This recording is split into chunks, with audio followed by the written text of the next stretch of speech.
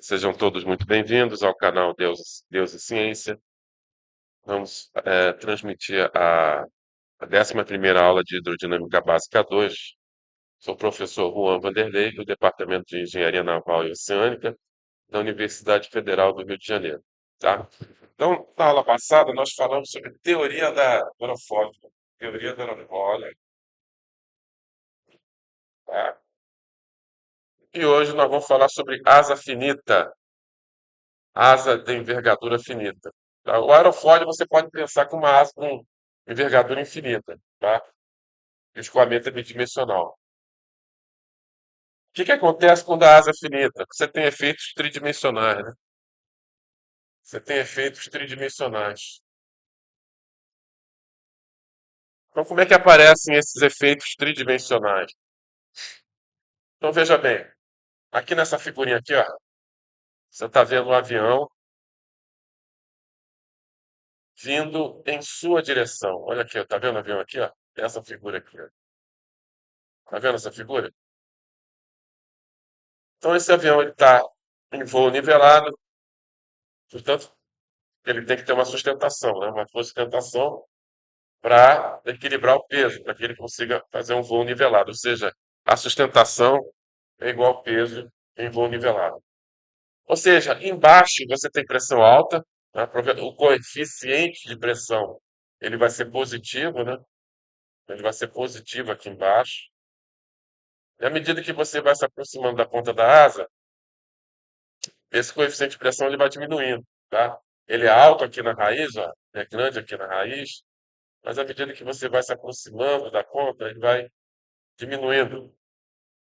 Em cima, ele é negativo, pressão é baixa, tanto coeficiente de pressão, a pressão sendo menor que a pressão do escoamento livre, o coeficiente de pressão vai ser negativo. Então você vai ter coeficiente de pressão negativo aqui, e aqui perto da raiz vai ser bem negativo.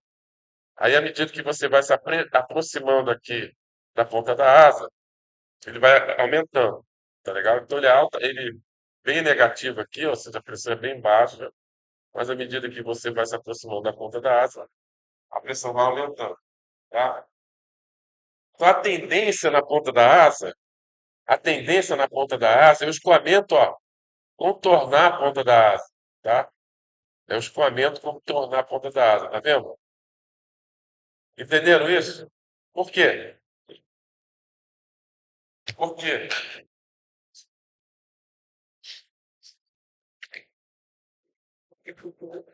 Hã?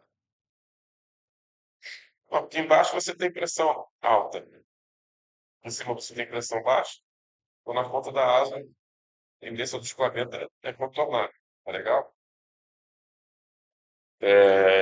Opa, chegando atrasadas, né? Quase nada. Só 12 minutos, né? 13. 13 minutos atrasadas. Ó, começa às 10. Entendeu? Ou seja, agora preste atenção, hein? Preste atenção. Então, você está enxergando a asa por cima aqui, nessa figura aqui, tá vendo? Você está enxergando a asa por cima, tá? O escoamento está vindo nessa direção aqui, ó. Né? Então, na parte de cima, você tem pressão baixa na raiz, tá?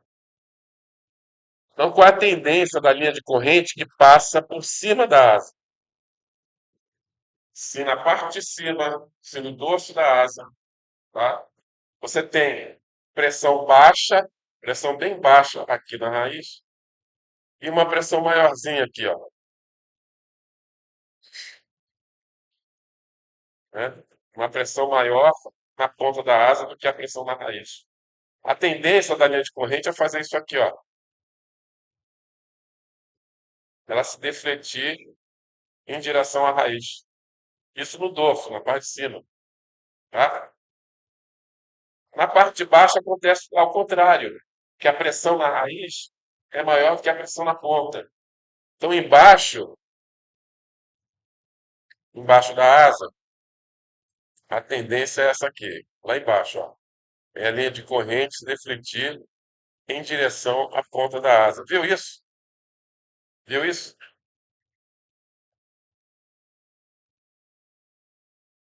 Ou seja, aqui, tá vendo aqui o bode de fuga aqui, ó? Nesse ponto aqui, o que vai acontecer? Na parte de cima, você vai ter uma componente de velocidade é, paralela, paralela ao comprimento da asa, você vai ter uma velocidade aqui, ó, projetando o vetor velocidade. Ou seja, aqui nesse ponto aqui, na parte de cima, você tem uma velocidadezinha para cá, inclinada para cá. Ou seja, você vai ter uma componente dessa velocidade, se você projetar essa velocidade ao longo do comprimento da asa, você vai ter uma componente de velocidade para cá, na parte de cima. Viu? Conseguiu enxergar, Maria? Tá ruim de ver, tá. É por isso que eu pergunto. Deixa eu apagar isso aqui, deixa eu apagar isso aqui, deixa eu apagar isso aqui. Então vamos aproveitar aqui a figurinha. Nesse ponto aqui, na parte de cima, o vetor velocidade ele vai estar nessa direção aqui, concorda? Projetando na direção paralela ao comprimento da asa, a envergadura da asa, projetando esse vetor velocidade, você vai ter uma componente de velocidade para cá, ó, no dorso e no bordo de fuga. Agora, na parte de baixo, na parte de baixo, tá? Você tem uma velocidade para cá, ó. Vetor velocidade aponta para cá. Projetando na direção da envergadura, esse vetor velocidade, você tem uma componente para cá. Viu isso? Entenderam isso? Conseguiram entender? Ou seja, em cima você tem uma velocidade, uma componente de velocidade apontando na direção da raiz. Embaixo você tem uma componente de velocidade apontando para a ponta da área. Você vai ter o quê? Isso aí vai dar origem a um turbilhão, tá? Um turbilhão. Ou seja, você vai ter um turbilhão aqui, ó, fazendo em vermelho, um turbilhão assim, ó. Aqui na hora que o escoamento sair da superfície da asa, você vai ter uma componente de velocidade em cima para cá, embaixo para o outro sentido, ou seja, isso vai gerar um turbilhãozinho. Turbilhão, né? Não é legal? Ou seja, ao longo de toda a envergadura, o bordo de fuga, você vai ter turbilhões, tá? Além daquele turbilhão de ponta de asa, por causa da tendência do escoamento contornar a ponta da asa.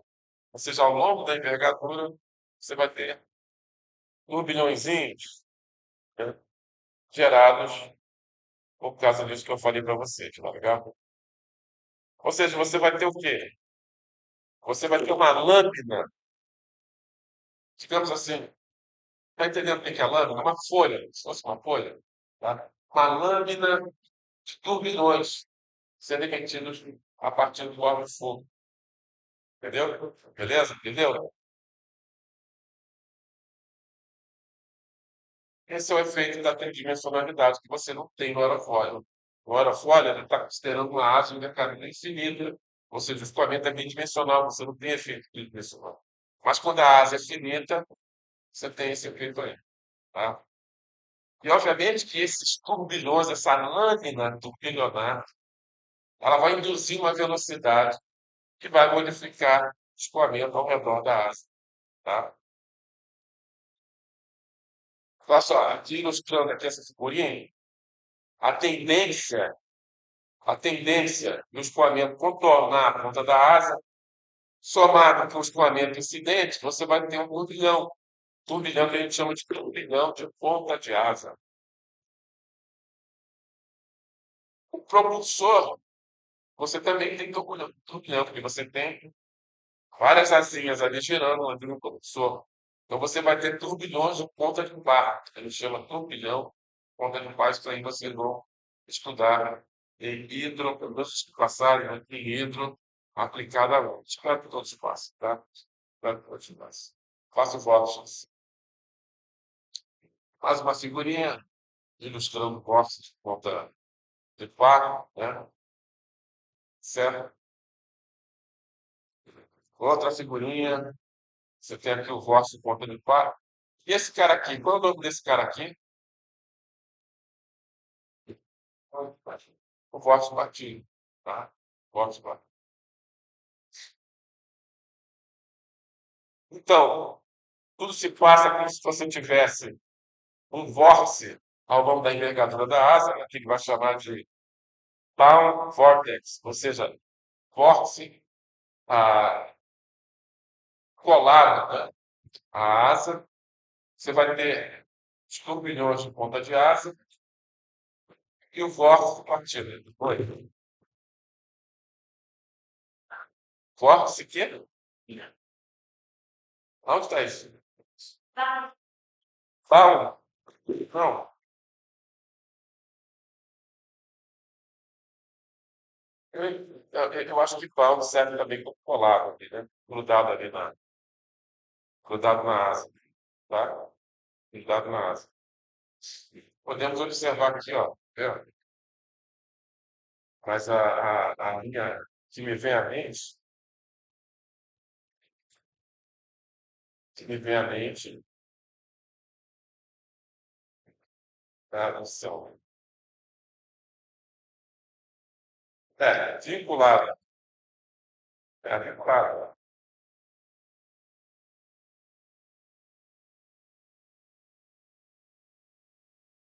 Vinculada. Ou seja, o vórtice tem que estar acompanhando a asa, tá? Tudo se passa como se você tivesse um vórtice ali na asa, ao longo da envergadura da asa, tá? Enxergando por detrás aqui o avião, tá vendo? O avião tá entrando aqui na transparência, né?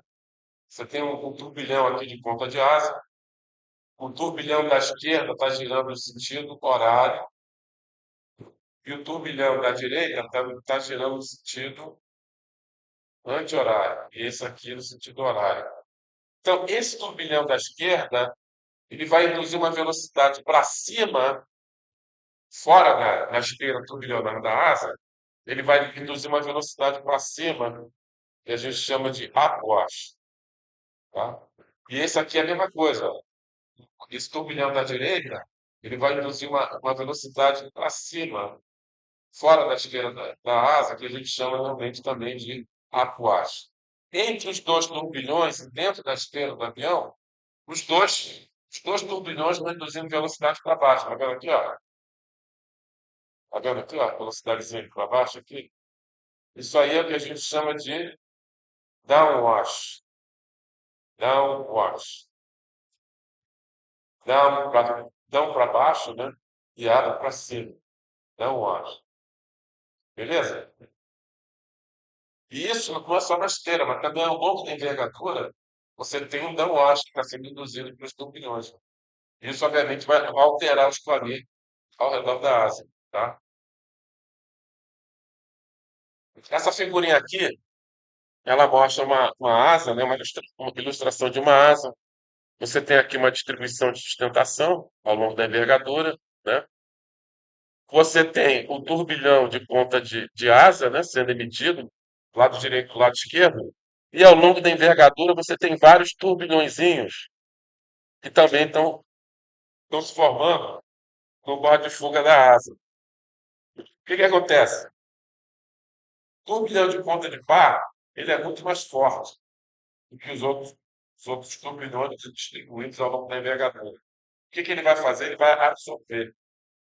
Ele vai saber, é canibal. Esse forte ponta de asa é canibal. Ele vai pegar os vórtices pequenininhos, vai engolir e vai ficar fortão, tá? Formando um vórtice ponta de asa bem forte. Ele se alimentou dos outros vórtices pequenos, né, emitidos ao longo da envergadura, formando um vórtice ponta de asa bem alimentado, bem forte, que vai, obviamente, causar uma modificação do escoamento, né, ao redor da asa. Isso aqui é uma visualização aqui, experimental, né? Provavelmente um túnel de vento, com fumaça, né? Provavelmente isso aqui são fumaças que estão sendo emitidas. Você vê aqui, ó, esses aqui são os vórticezinhos emitidos ao longo da envergadura, sendo absorvidos pelo vórtice de ponta da asa, tá? E fortificando o vórtice de ponta da asa. Essa figurinha interessante, né? Ela mostra aqui o turbilhão de ponta de asa. Você consegue enxergar, às vezes, dependendo da condição atmosférica. O que que acontece? Acontece que você tem um escoamento que vem lá na frente da asa e, de repente, ele entra no turbilhão de ponta de asa, tá?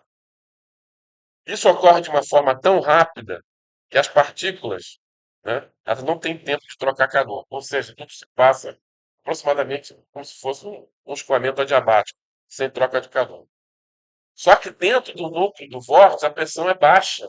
Você tem que ter pressão baixa dentro do vórtice. E a pressão baixa dentro do vórtice com a pressão alta lá de fora gera força centrípeta, que vai manter o turbilhão girando. Tá legal? Ou seja, você tem um escoamento que está chegando, né? Com determinada pressão, ele entra no turbilhão, baixa a pressão violentamente, de forma adiabática, né? Fazendo com que a temperatura caia. E aí, se a temperatura atingir o ponto de orvalho, você vai ter o quê? Condensação. Condensação do vapor de água, tá? Obviamente, isso aí depende da temperatura ambiente, depende da umidade relativa, tá? Mas, às vezes, em certas condições, você consegue enxergar o núcleo do vórtice, tá? Até por causa dessa condensação do vapor de água. Aqui, a gente consegue ver o efeito, né, do turbilhão de ponta de asa afetando as nuvens, né? Formando essa forma aí, né? E aqui, vórtice em ponta de asa fazendo um coraçãozinho, né? Nas nuvens, tá? Viram isso? Esse vórtice em ponta de asa, ele pode derrubar avião, tá? Ele pode derrubar avião. Por isso que nos aeroportos sempre se espera 5 minutos. O avião decolou, tem que esperar 5 minutos, tá? Para dissipar o vórtice, para o outro avião poder decolar, tá? Isso aí derruba avião mesmo. A derruba mesmo, tá?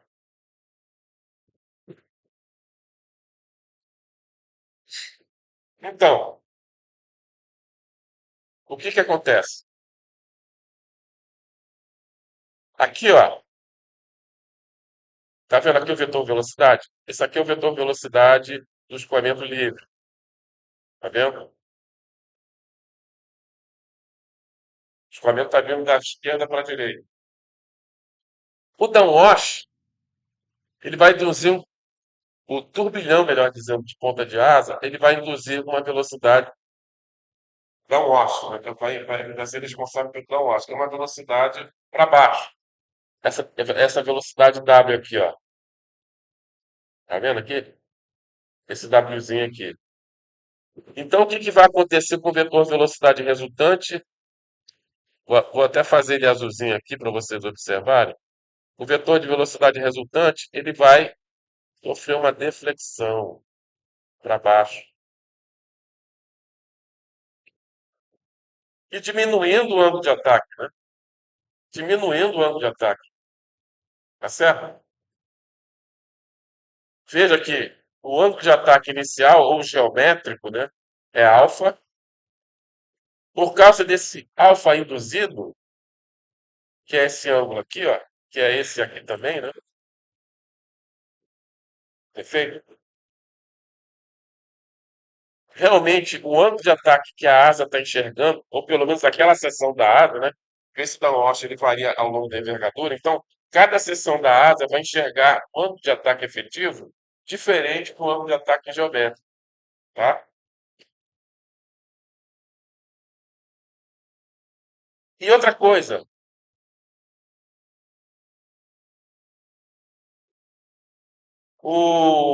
a sustentação, por definição, ela é perpendicular ao vetor velocidade, tá? Então, a sustentação ela vai ser perpendicular a essa nova direção do vetor velocidade. vetor velocidade agora, por causa do downwash, ele vai ser isso aqui. Então, a sustentação ela é perpendicular à velocidade que está sendo sentida pelo aerofólio. Então, o coeficiente de sustentação ele vai estar inclinado em relação à vertical. Tá certo? Viram isso? Então, veja bem que o escoamento livre ele é horizontal. Tá? Por causa do downwash, o perfil de velocidade vai perceber um vetor de velocidade inclinado, né? Uma inclinação menor. Ou seja, você vai enxergar o escoamento, o perfil vai perceber um ângulo de ataque efetivo, alfa efetivo, que vai ser igual ao ângulo de ataque geométrico menos o ângulo de ataque induzido. Tá? E a força de sustentação agora, ela vai estar inclinada em relação à vertical, por causa que a força de sustentação é perpendicular ao vetor velocidade resultante. Então, observe que duas coisas estão acontecendo aqui. Primeiro, a sustentação em relação ao escoamento incidente vai aumentar ou diminuir?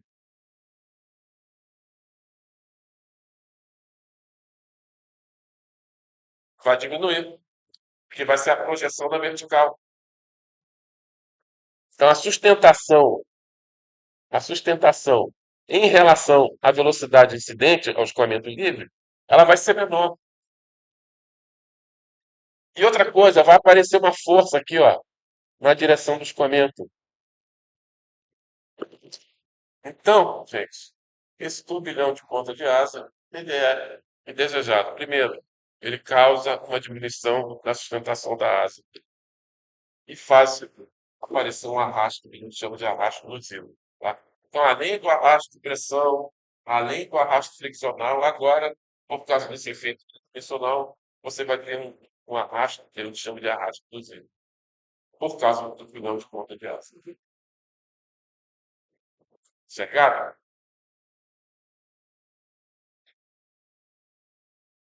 Agora, agora que vem o que a Júlia adora, o modelo matemático, né? O modelo matemático. Temos que modelar isso matematicamente.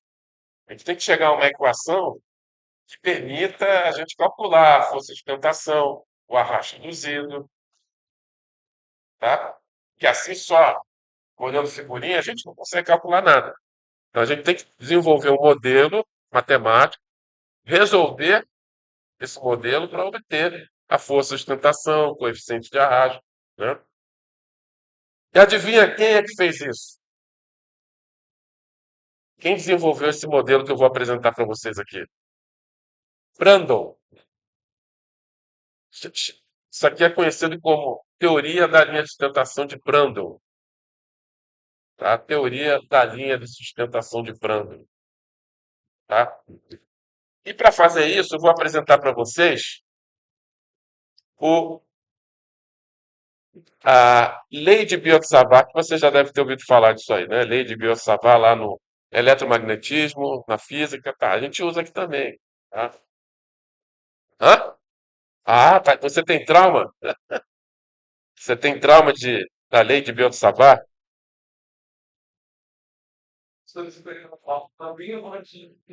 Meu amigo, não tem jeito, cara, não tem jeito, vai te perseguir.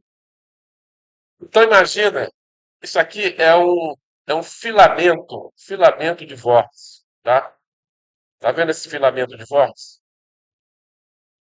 Utilizando a lei de Biot-Savart, você consegue calcular o campo de velocidade induzido por esse filamento de vórtice. Lá no bidimensional, a gente falou sobre vórtice pontual, né? Vórtice na origem, né? Querendo induzir uma velocidade circunferencial, tá? Na verdade, em três dimensões, você tem um filamento vórtice que está induzindo um campo de velocidade ao redor dele. E você usa a lei de Biot-Savart, tá? Lei de Biot-Savart para calcular o campo de velocidade. Se você quer saber a velocidade de um determinado ponto P, né? onde R é a distância do ponto P até o filamento, a velocidade vai ser dada. dV vai ser igual a gama sobre 4π, vetor dl, vetor R, dividido pelo módulo do vetor R. Tá? Lei de Biot-Savart. Vamos aplicar a lei de Biot-Savart para um filamento de vórtice reto. Tá? É mais fácil de fazer isso aqui. Então, aqui, ó, indo de menos infinito até infinito, você tem um filamento de vórtice que está induzindo um escoamento circunferencial ao redor dele. E a gente quer calcular a velocidade do ponto P. Queremos calcular a velocidade induzida por todo o filamento. Tá? A intensidade desse filamento de vórtice é gama. Tá? Aqui, ó, gama. É a intensidade do filamento de vórtice. Certo? Então, vamos aplicar, em homenagem ao Pascoalino, vamos aplicar a lei de Biot-Savart para calcular o campo de velocidade campo induzido por esse filamento de vórtice. Tá? Então, a origem do nosso sistema de referência está localizada aqui, tá bom? Vou colocar aqui a nossa origem aqui. Tá? E esse ponto aqui, vamos chamar esse ponto aqui de ponto A, tá? Ponto A. A distância dele até a origem vai ser L. Tá legal? E aqui você tem um vetor elementar de módulo dl. Um vetorzinho elementar no ponto A de módulo dl. Então, esse segmento dl de filamento vai induzir uma velocidade dv. Vai induzir uma velocidade dv aqui no ponto P, segundo a lei de Biot-Savart. Tá?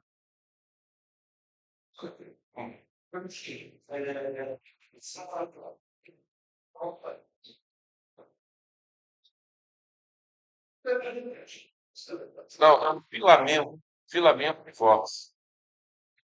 Você é um turbilhãozinho, um turbilhão. Tá? Imagina isso, um tornado, por exemplo. Legal? Você pode simular o escoamento, tá, de um tornado utilizando um filamento de vórtice.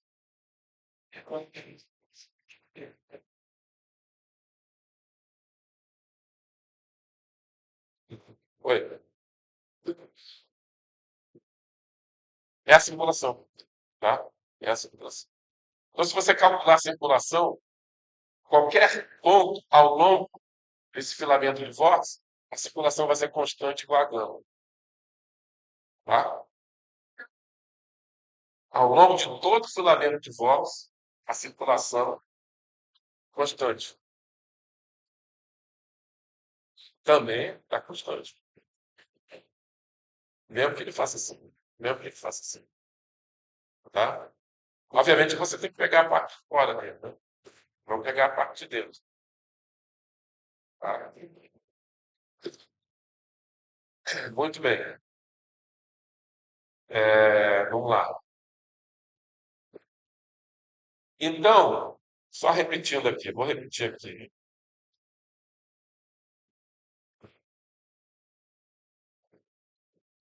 Muita calma nessa hora. Deixa eu apagar isso aqui. Eu acho que vocês não estão enxergando direito isso aqui.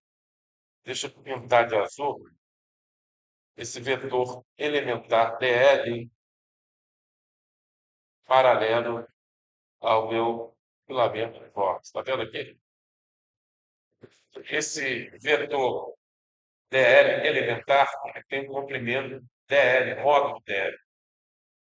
Então, esse segmento dl vai induzir uma velocidade no ponto P dv, dada pela lei de Biot-Savart. dv vai ser igual a gama sobre 4π dl vetor r dividido pelo cubo do módulo de R, tá? Onde R é esse vetor aqui, ó. Esse vetorzinho aqui, vou fazer o vetor R aqui, fazer ele aqui, é, fazer ele verde aqui, ó. Isso aqui é o vetor R, vetor R, vetor R. Isso aqui é o vetor R, tá? Vira o vetor R? Viu, Nina? Vetor R, tá? Então, aquele pedacinho de segmento de filamento vai induzir uma velocidade dv, tá? Dada pela linha de sapato, tá? So far, so good. Agora precisamos calcular a velocidade total, né? Então veja que esse vetor dl, ele vai ter um módulo dl na direção y, onde j chapéu é um versor, né? É um vetor unitário paralelo ao eixo y. Tá legal? Então, o vetor dl é dado pelo seu módulo dl, j chapéu. Tá legal? E o vetor r, ele vai ter componente na direção y e na direção x. Tá? A direção x é essa aqui, ó. Cadê a direção x? Vamos fazer a direção x vermelhinha aqui, ó. A direção x é para cá, ó. A direção x é para cá e a direção y é para cá. Bom? Então, o vetor R vai ter componente H na direção X, né? Que vai ser tudo isso aqui, ó. H, tá vendo? Na direção X. H na direção X. Mais R cosseno de θ. R cosseno de θ. R cosseno de θ na direção Y, que é o L, né? Que é o próprio L, né? O L vai ser igual a R cosseno de θ, onde θ é esse ângulo aqui. Então, o L vai ser igual a R cosseno de θ. Tá? Então, o vetor R tem componente H na direção X e componente R cosseno de θ na direção Y. Tá? Fazendo o produto vetorial entre o vetor dl e o vetor R, isso aqui vai dar menos H dl K chapéu. Tá? Todo mundo aqui sabe fazer o produto vetorial. Né? Alguém tem dúvida aqui?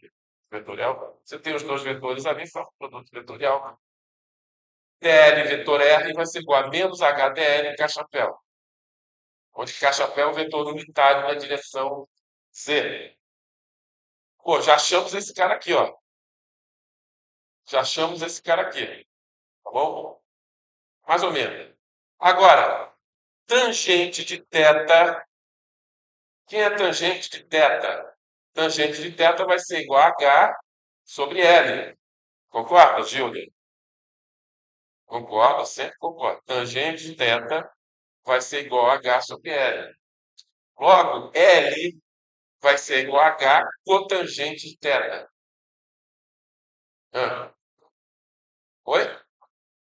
Isso aqui, essa distância aqui, ó. Da origem até o ponto P. A distância da origem até o ponto A é o L. Tá? Ou seja, se tangente de θ é igual a H sobre L, L vai ser igual a H cotangente de θ. Diferenciando, por que eu vou diferenciar? Eu preciso do dl. Eu preciso do dl aqui, ó.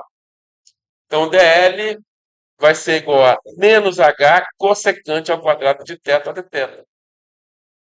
Se L é igual a h cotangente de θ, o diferencial dl vai ser igual a menos h cossecante ao quadrado de θ de θ. Tá? Ou seja, cossecante ao quadrado, cossecante é o quê? Cossecante de θ é 1 sobre seno, né? É 1 sobre seno, tá bom? Então, isso aqui daria o quê? dl igual a menos h sobre seno ao quadrado de θ d θ. Tá? Beleza? Agora também o seno de θ é igual a h sobre r. Seno de θ vai ser igual a h sobre r. Concorda? Logo, r vai ser igual a h sobre seno de θ. Certo? Preciso do r aqui, ó. Preciso do r aqui. Já temos o dl, o h é constante. Agora eu pego esse cara aqui, substituo aqui no dl. Pego esse r aqui, substituo aqui. Tá? E aí, integrando, ou seja, a V você vai ter que integrar ao longo de todo o filamento de vórtice, tá? Ao longo de todo o filamento de vórtice. Então, a velocidade V vai ser igual a K-chapéu, gama sobre 4πh, integral de π a zero de seno de θ d θ, tá? Isso aqui, ó, isso aqui, se você substituir isso, isso aqui, ó, vai dar, daqui você vai ter seno de θ d θ, seno de θ d θ, tá? Seno de θ d θ.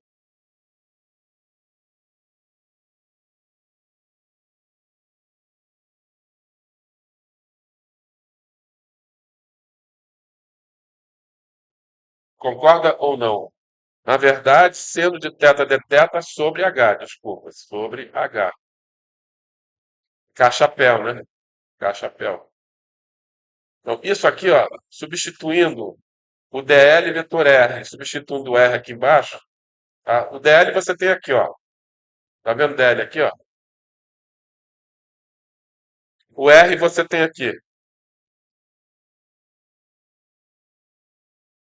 Substituindo o R aqui e esse cara aqui em cima, levando em consideração que o dl é menos h sobre seno ao quadrado de θ d θ, tudo isso aqui, dl vetor R sobre módulo de R ao cubo, vai dar seno de θ d θ, K-chapéu sobre H. Mera substituição, tá? Ou seja, integrando, né, ao longo de todo o filamento de vórtice, né, o V vai ser igual a K-chapéu, gama sobre 4πh, integral de π a zero, seno de θ d θ. Ou seja, tá vendo o ponto A? Ponto A vai de menos infinito até infinito. Você tem que integrar de menos infinito até infinito. Em menos infinito, quanto é que vale o θ?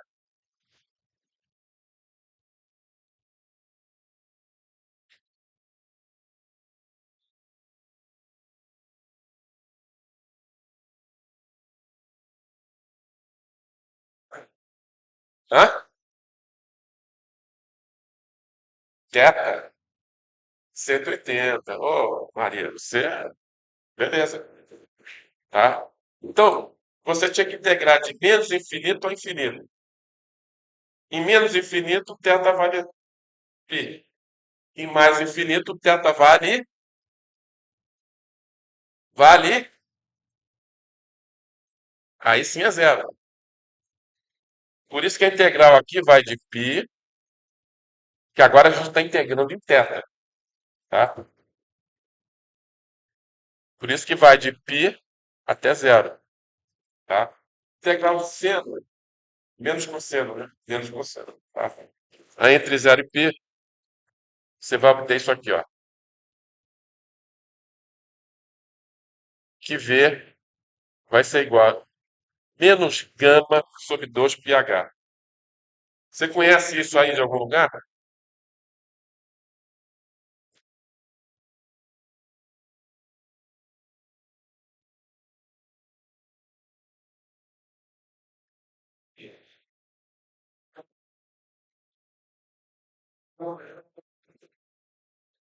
Hã? Em torno de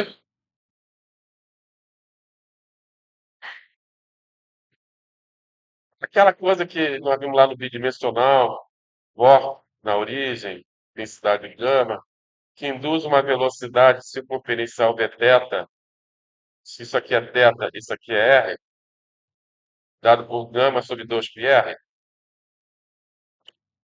lembra? Isso, na verdade, não é um ponto.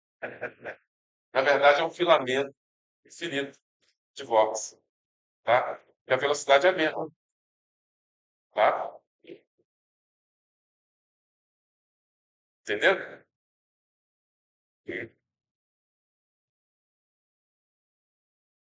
Perceberam? Ah,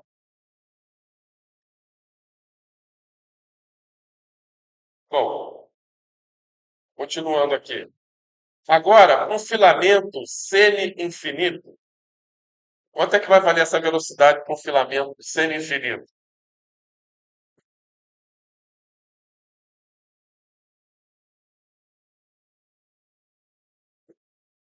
Vou apagar tudo isso aqui. Já deduzimos, beleza. Já calculamos a velocidade d, tá ótimo.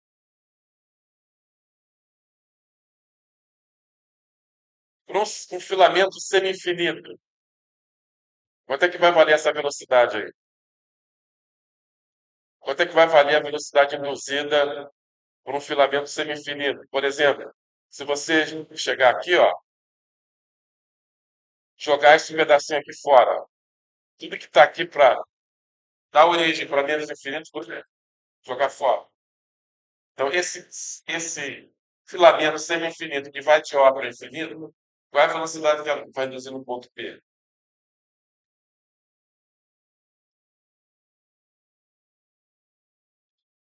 Vai ser a metade. Vai ser a metade. Que o filamento de menos infinito até mais infinito é menos gama sobre 2πh. Se você pegar considerar só a metade do filamento, de da origem até infinito, a velocidade induzida vai ser a metade, dada por isso aqui. Ou seja, a velocidade vai ser igual a menos gama sobre πh. Tá? Tudo bem, pessoal? Teorema, teoremas de Helmholtz. Teoremas de Helmholtz. Que dizem os teoremas de Helmholtz? Helmholtz. Minha língua aqui vai dar um nó aqui daqui a pouco. Helmholtz. Ele diz o seguinte: preste atenção, isso aqui é para o resto da vida de vocês, isso aqui vai ser importantíssimo, tá? A intensidade de um filamento de Vox é constante ao longo de seu comprimento, tá? Eu já tinha falado isso para vocês, né? Tá legal? Esse é o primeiro teorema de Helmholtz. Ou teorema da maionese, né? Teorema da maionese. Então, segundo teorema de Helmholtz, um filamento de vórtice não pode terminar no fluido, ele não pode parar no meio.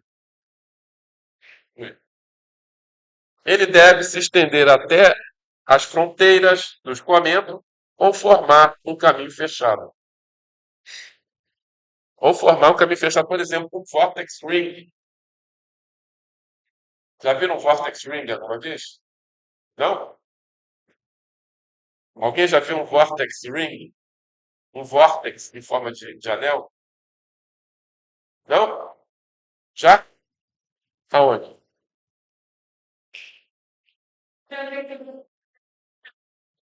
Isso. Isso. Exatamente. Exatamente. Tá?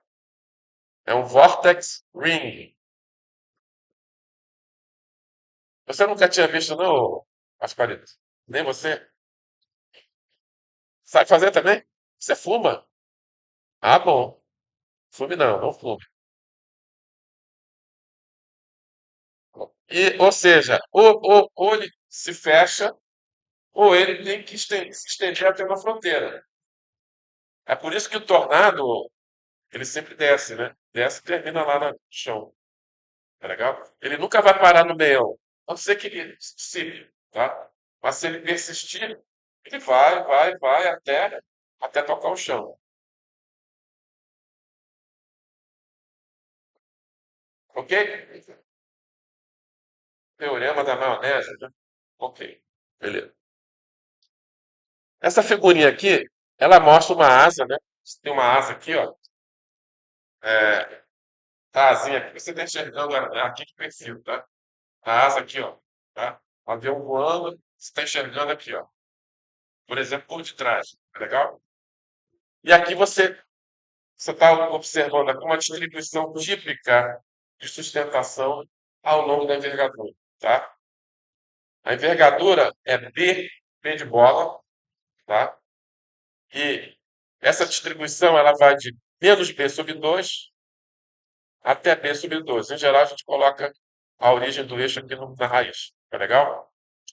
Então, essa distribuição de sustentação, ou seja, sustentação por unidade de comprimento, L', que é dada.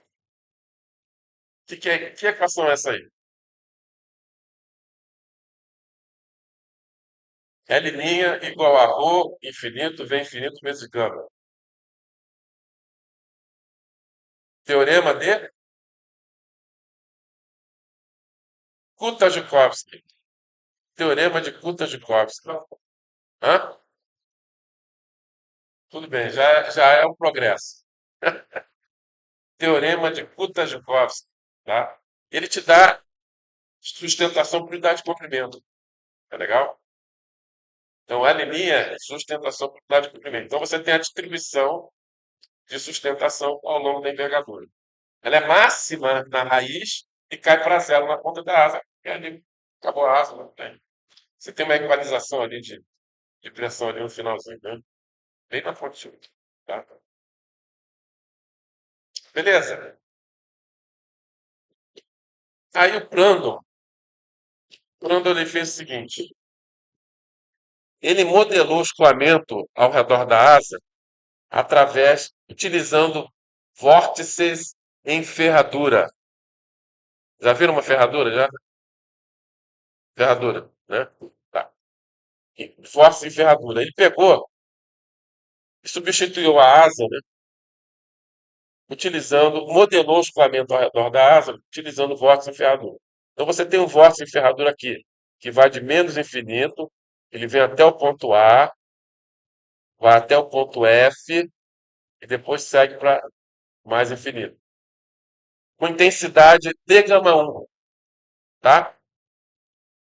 Aí ele pegou um outro vórtice em ferradura, também indo de infinito, né? Aliás, de infinito mesmo, né? Até o ponto B, atravessando a envergadura até o ponto E e depois voltando para o infinito, com intensidade de gama 2, tá?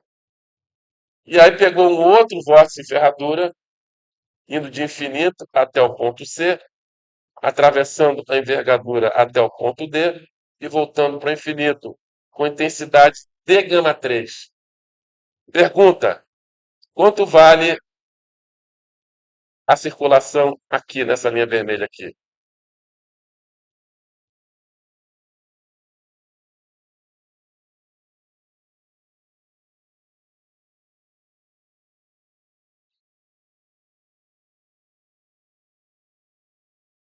Silêncio mortal.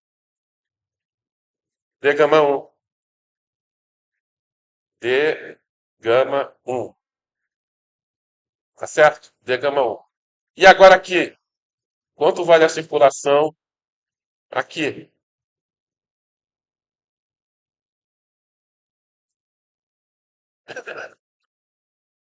Quanto, quanto, hã?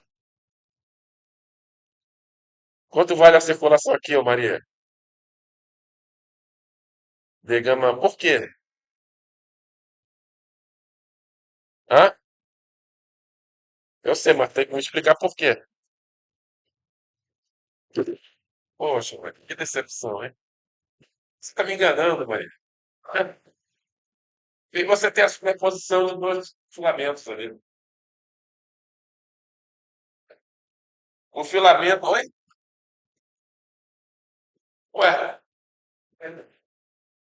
esse filamento aqui vem de infinito, ponto A, atravessa a envergadura até o ponto E e volta para o infinito.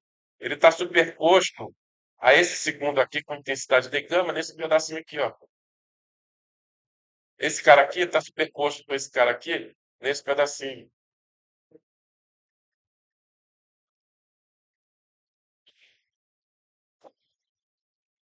Não, aqui, ó. Nesse pedaço aqui. Ele se superpõe nesse pedaço aqui. Vamos fazer colorido. Vamos fazer colorido aqui em homenagem a Maria. Em homenagem a Maria. Tá, vamos pegar esse cara aqui, ó, que vai de infinito até o ponto A. Ele atravessa a envergadura até o ponto F e depois ele vai para mais infinito. Tá legal? Aí vamos fazer o outro aqui. O outro vou fazer que cor aqui? Verde? Não, verde vai confundir ali. Fazer rosa, rosinha, rosinha, rosinha. Olha aqui, em homenagem a Maria. Ó, Maria, indo de infinito até o ponto B, atravessando a envergadura até o ponto E e depois voltando para o infinito. Então, ali naquele pedacinho BC, você só tem dois filamentos superpostos, tá vendo, Maria? Ou seja, a circulação naquele trecho BC, você tem gama 1 tem gama 2, tá? E agora, voltando para o vermelho, Maria Clara, Machado, no trecho CD, um pedacinho, no segmento CD, quanto é que vale a circulação? Agora você tem a superposição, naquele pedaço você tem a superposição de três filamentos, tá? Vou fazer aqui colorido, colorido. Vamos fazer aqui um vinhozinho aqui, ó. Ele vai de menos infinito, chega no ponto C, vai até o ponto D, depois volta para o infinito. Então, no segmento CD, você tem três filamentos superpostos. Portanto, a circulação naquele segmento CD vai ser D gama 1 mais D gama 2 mais D gama 3. Beleza, pessoal?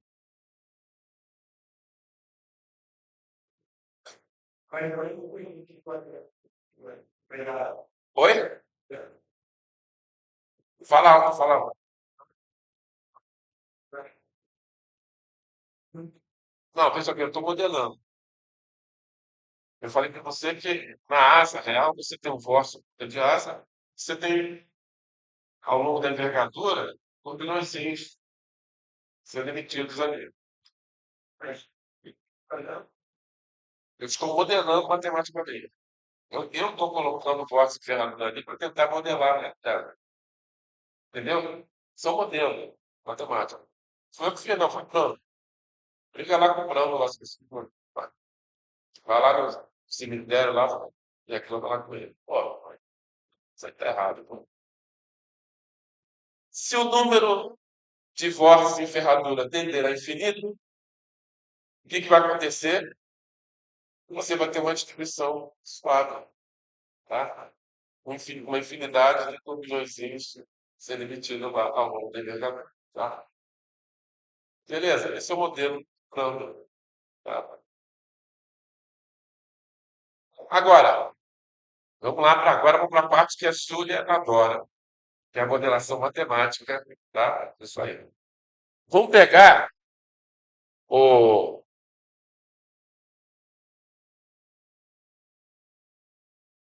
vamos pegar um filamentozinho de vórtice aqui saindo aqui, tá?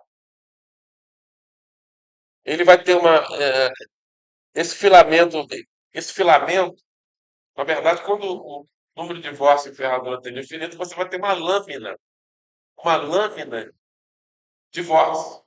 Concorda? Você vai ter uma folha de vórtice, tá? Se lâmina não, não te fala nada, uma lâmina de vórtice, tá?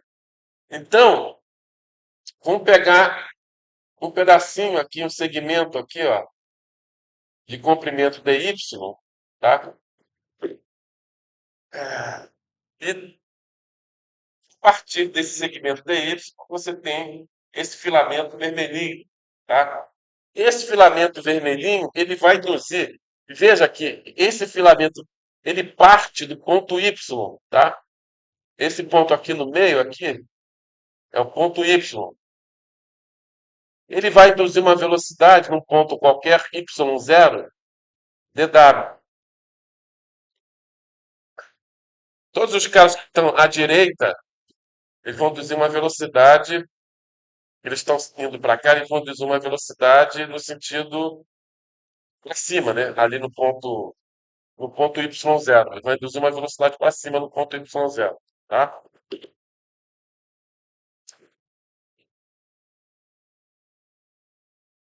Beleza? Enxergando de trás, os filamentos eles estão induzindo velocidade no sentido anti-horário, da direita, tá? Logo, eles vão induzir uma velocidade para cima no ponto y0, tá? Pasmem os senhores, essa velocidade induzida dw vai ser dada por menos d gama dy sobre 4π y0 menos y. Da onde eu tirei essa fórmula, professor? Professor, da onde você tirou essa fórmula, professor? Tá? Essa fórmula vem daqui de trás, olha aqui, ó. Essa aqui, ó. Peguei a velocidade induzida por o filamento semi-infinito no ponto P, tá? É menos gama sobre 4πh, tá? Então, vou usar essa mesma fórmula. Então, a velocidade elementar induzida por esse pequeno filamento aqui, tá? Vai ser igual a d gama dy sobre 4. Ou seja, isso aqui está fazendo o papel do gama, né? Naquela. Aqui, ó, tá vendo? Só que aqui você tem filamento. Aqui, aqui, na verdade, você pegou uma lâmina de vórtice de comprimento dy, tá? Você tem uma lâmina de vórtice. Eu peguei uma lâmina de comprimento dy, tá? De comprimento. De comprimento dy. Não, não é comprimento, largura. Tipo, de largura. Largura dy. Enxergou, Pascoalito? Tá? Então, a velocidade que essa lâmina de vórtice elementar vai induzir no ponto y0 vai ser dada, que vai ser dado por um d gama, isso aqui nada mais é que o d gama, dividido por 4π y0 menos y, onde y0 menos y, essa é a distância do ponto y0 até o ponto y, tá? Hã? Ponto y é esse aqui, ó. Onde tá a raiz da minha lâmina de vórtice elementar. Entendeu? E o ponto y0 é onde eu quero calcular a velocidade. Tá? Beleza? Só que aqui em cima eu tenho a distribuição do gama, né? Aqui em cima eu tenho a distribuição do gama. Tá? E se eu quero expressar é, ou seja, do d gama vai ser igual a d gama dy, concorda? Tá? O d gama vai ser igual a d gama dy, concorda? O d gama dy nesse ponto aqui, ele é positivo ou é negativo?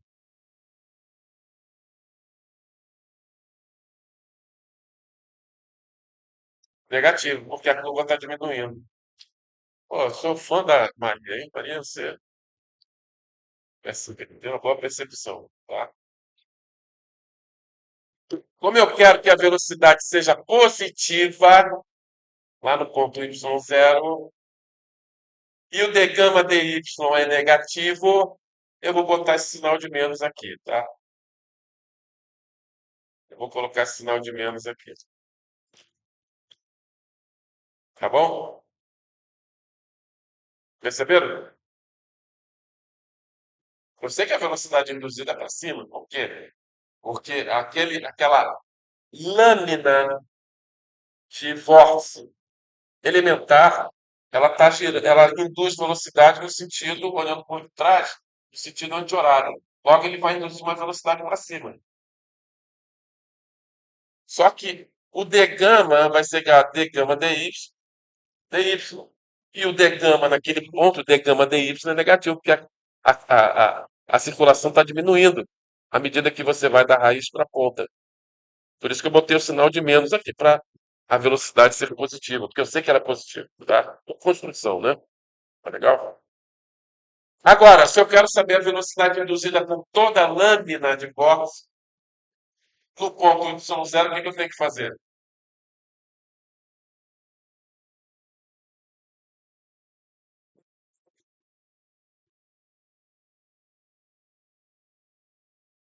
Integra, integra, integral em y. Então, a velocidade induzida no ponto y0 vai ser igual a menos 1 sobre 4 integral de menos b sobre 2 até b sobre 2 de d gama dy dividido por y0 menos i. É a velocidade induzida por toda a lâmina de vórtice no ponto y0. Legal? Bom, dessa figurinha aqui, ó, tá vendo esse triângulo aqui, ó? Tá vendo esse triângulo aqui? Tangente de alfa induzido, que é esse ângulo, vai ser igual a W sobre V infinito. Então, tangente de alfa induzido vai ser igual a W sobre o infinito. Só que o W é negativo. E ali, ao longo da envergadura da asa, você tem uma velocidade negativa. O resultado é negativo. Quando você soma toda a lâmina, quando você integra toda a lâmina, a velocidade induzida é para baixo, que a gente chama de amostra. Tá? Então, o tangente de alfa aí seria um número negativo, se fosse calculado por W dividido por V infinito. Como eu quero que o alfa induzido seja um número positivo, eu vou botar esse sinal de menos aqui, tá legal? Você vai ficar chateado se eu fizer isso? Não, não. Tá? Como o alfa induzido é um ângulo pequeno, tá? Tangente de alfa induzido vai ser aproximadamente igual a alfa induzido. Ou seja, o ângulo de ataque induzido, vai ser igual a menos W sobre 1 infinito. Substituindo o valor de W aqui, aqui, você vai obter que o alfa induzido ao longo da envergadura da asa vai ser dado por 1 sobre 4π com infinito, integral de menos b sobre 2 a b sobre 2, de gama dy, dividido por y0 menos i. Tá? Calculamos, tinha capaz de calcular o ângulo de ataque induzido em qualquer seção da asa. Tá? Agora, o coeficiente de sustentação, numa dada posição y0, pessoal, da asa, você tem a asa, uma dada seção da asa, na posição y0, o coeficiente de sustentação, CL, vai ser igual ao A0 vezes o alfa efetivo, que é o ângulo de ataque que realmente o perfil está enxergando, menos o alfa para sustentação nula. Tá? Nós vimos na aula passada, a aula que a Maria Clara faltou, né? Nós vimos que o CL vai ser dado por um perfil, né? No perfil aerodinâmico, CL é dado por 2π e multiplica alfa menos alfa zero. Nós vimos na aula passada, tá? Isso com perfil. Agora, para essa asa, uma dada seção da asa, dado o perfil, numa dada seção da asa, na posição y0, tá? A gente tem que usar o ângulo de ataque, esse é o ângulo de ataque que realmente o perfil está enxergando, que aquela seção da asa está enxergando. Então, o coeficiente de datação vai ser igual a 2π, que é o A0, vezes o alfa efetivo, menos o alfa para a sustentação dupla. Tá? Aqui, ó. Mas, segundo o teorema de Kuta-Joukowski, a sustentação por unidade de comprimento é dada por quê? O rho infinito, o infinito vezes gama. Tá?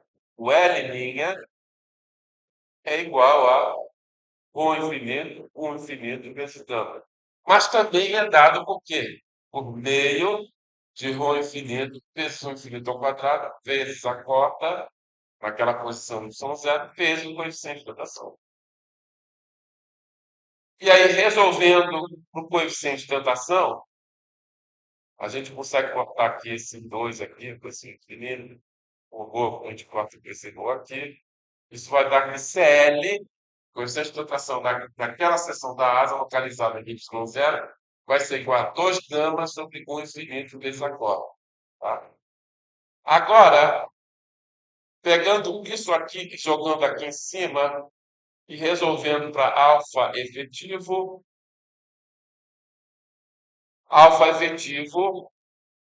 vai ser igual a gama dividido por π, 1 infinito c, mais alfa para a sustentação 1.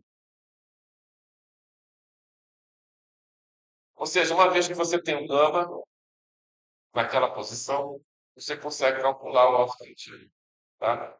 Então, temos uma equaçãozinha para calcular o ângulo de ataque induzido, temos uma equação para calcular o ângulo de ataque efetivo, e nós sabemos que o alfa efetivo é o alfa geométrico menos o alfa induzido, substituindo esse cara aqui e substituindo esse cara aqui, nós chegamos a essa equação. É uma equação integral. Ó, é uma equação integral que permite você calcular o gama. A única incógnita aqui é o gama, tá vendo? É uma equação integral que permite você calcular o gama. Essa equação, obtida por Prandtl, é conhecida como equação fundamental da teoria da linha de sustentação de Prandtl. Tá legal? Olha que legal. E olha, gente, olha, funciona. Veremos na próxima aula. Isso aí você consegue obter resultados precisos, tá? Com coeficiente de rotação da asa, com coeficiente de arrasto reduzido, tá? Esse plano aí, ele nasceu acima do trópico de câncer, tá? Coincidência, né? Prandtl, Albert Einstein, né? Quem mais aí? Heisenberg, Von Braun, todo mundo nasceu acima do trópico de câncer. Esse também nasceu, o Prandtl nasceu. Aliás, o Prandtl é considerado Albert Einstein da aeronáutica, sabia? Ele fez trabalhos espetaculares. Exercício para encerrar a aula de hoje. Vamos fazer um exercício que tem caído nas provas aí, ó. Pessoal da velha guarda aí conhece essa questão aí, tá? Então diga o seguinte: o arrasto de pressão de um cilindro circular pode ser estimado utilizando-se a teoria potencial, tá? Aproximando-se a pressão na região descolada como sendo igual a pressão do ponto de separação. Eu já tinha falado isso para vocês, tá? Que a pressão na região de colada é aproximadamente igual à pressão do ponto de separação, tá?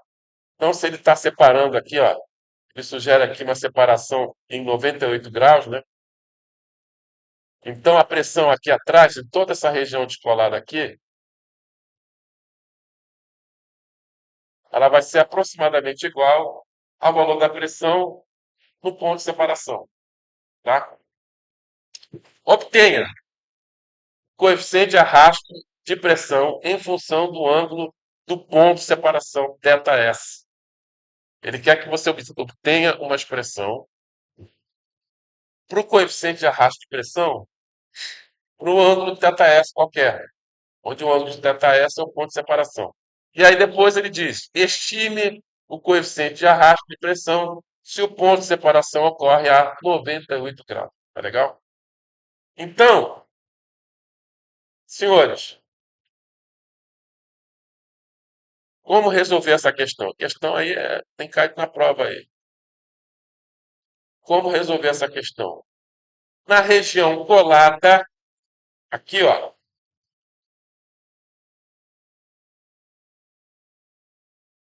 o coeficiente de pressão, usando a teoria potencial, quanto vale o coeficiente de pressão aqui, ó?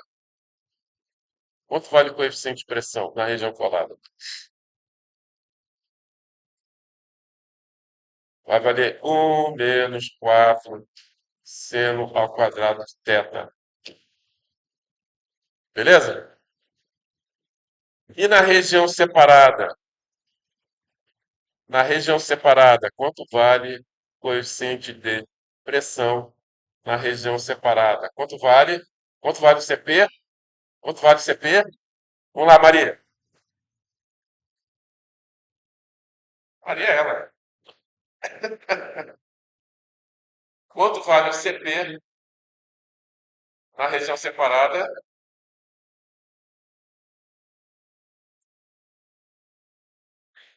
Hã? Não. Eu falei para você, o coeficiente de pressão na região separada é igual à pressão do ponto de separação. É aproximadamente igual ao CP do ponto de separação.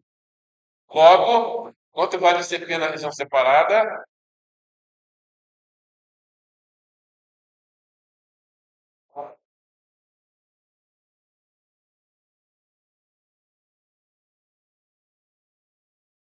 TS. TS é o ponto de separação. Acertou? 98, não, não tem. Tá? Ou seja, ao longo da superfície do corpo, CP vai valer 1 - 4 seno ao quadrado de ΔS para θ entre 0 e ΔS. Ou seja, considerando só a parte de cima do aerofólio. O que a gente vai fazer? Vamos integrar só a parte de cima e multiplicar por 2. Legal? Então, para θ entre 0 e ΔS, CP vale 1 - 4 seno ao quadrado de ΔS. E para θ maior do que ΔS menor do que π, o CP vale 1 - 4 seno ao quadrado de θ. Tá? E aí, pessoal, é só brincar de integral, né? Só brincar de integral. Todo mundo aqui gosta de integrar, né? Não gosta de integral? Pô, você gosta de eletricidade, gosta de integral. Você gosta de sangue? Você gosta de sangue? Pô, você devia ser. Escolher a carreira errada, hein, cara? Você gosta de biologia, melhor dizendo? Biologia? Não gosta de biologia? Hã? Não entendi. Ah, eu lembro, cara. Eu lembro. Tá. Bom, então, o coeficiente de arrasto, que nós deduzimos na aula passada, da Maria Weber, o CD é igual a menos meio integral de 0 a 2π de CP cosseno de θ dθ. Tá legal? Isso nós vimos aí. Eu só vou integrar na parte de cima, então eu vou multiplicar por 2, tá? Então, essa integral de 0 a 2π, eu vou integrar de 0 a π e vou multiplicar por 2. Então, vai ficar menos integral de 0 a π de CP cosseno de θ dθ. Beleza? Agora, o CD, então, vai ser igual a menos integral de 0 a ΔS de 1 - 4 seno ao quadrado de ΔS vezes cosseno de θ. Cosseno de θ não muda. Não vai botar cosseno de ΔS, não. Tá? Esse aqui é o CP. Isso aqui é o CP na região de colada. Hã? Foi o quê? Linda? Se empolgou, né? E, ou seja, você vai ter uma integral de 0 a ΔS, região de colada, e a integral de ΔS aqui da região colada. Ou seja, aí o CP vai variar. 1 menos 4 seno ao quadrado de θ cosseno de θ. Tá certo? Concorda ou sem corda? Uma piada antiga, né? Bom, esse cara aqui, ó, eu posso jogar para fora do símbolo de integral. Então vai ficar menos 1 menos 4 seno ao quadrado de θs, integral de 0 a θs de cosseno de θ. Tá? E aqui não, aqui eu vou ter que aplicar a propriedade distributiva. Então vai ficar menos integral de θs a π de cosseno de θ de θ, menos com menos dá mais 4 integral de θs a π de seno ao quadrado de θ cosseno de θ de θ. Essa questão aí é uma velha conhecida, o pessoal da velha guarda ali. Bom, integral de cosseno é seno, né? Integral de cosseno é seno. Integral de seno ao quadrado de θ cosseno de θ vai ser 1/3 de seno ao cubo de θ. Isso tá... Só você derivar ali que você vai ver esse resultado, tá? E aí, substituindo os limites de integração e simplificando, tá aqui, ó. Coeficiente de arrasto vai ser igual a 8/3 de seno ao cubo de θs. Olha que legal, hein? É uma forma de você estimar o coeficiente de arrasto de pressão, né? Utilizando teoria potencial, né? Você assumindo que a separação acontece em determinado ângulo θs, considerando que a pressão na região de colada é aproximadamente igual à pressão no ponto de separação, você consegue estimar aí o coeficiente de arrasto de pressão, tá? Agora, o θs igual a 98 graus, que é um valor típico de camada limite laminada, separação laminada, tá?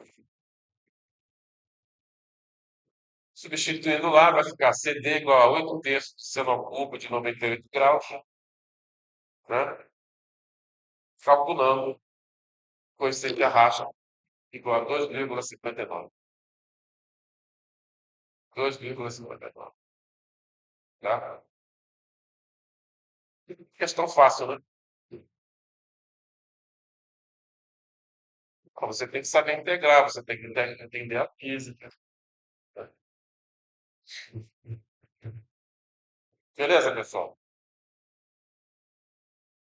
É... Ok.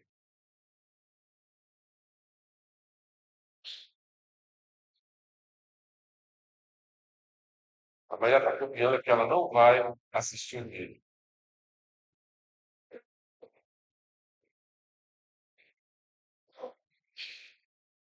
Falar nisso, ninguém tem assistido, hein? A audiência está baixa, hein?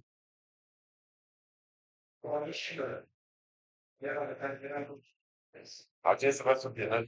Quando chegar próximo da prova. Tá bom?